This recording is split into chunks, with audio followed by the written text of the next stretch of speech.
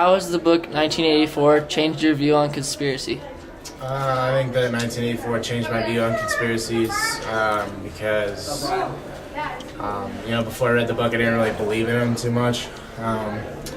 After reading the book, I think that, conspiracies do exist around our country and in our government. Like Area 51, we don't know what goes on. That's a good example of one.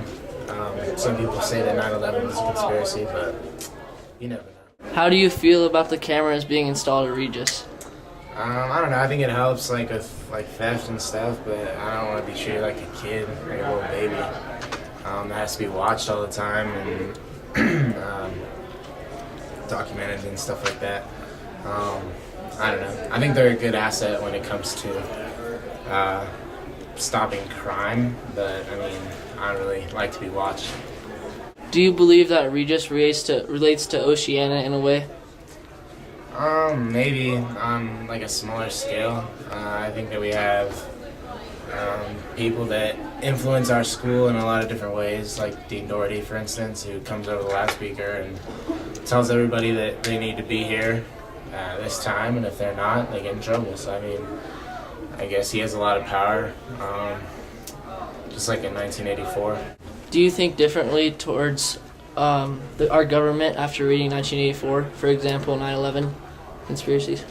Not necessarily. I think that a lot of people say that 9/11 was a conspiracy theory, and that our government decided that it would be alright to blow up a couple buildings. But I just don't really see what gain the government would get from it. So I guess no, not really. 1984 doesn't really change my view of the government. I think that conspiracies can happen, just not on a full scale like that. Do you see a relation between Winston's life and your own life? Sometimes I think that Winston goes through a lot in 1984, dealing with struggles with the government.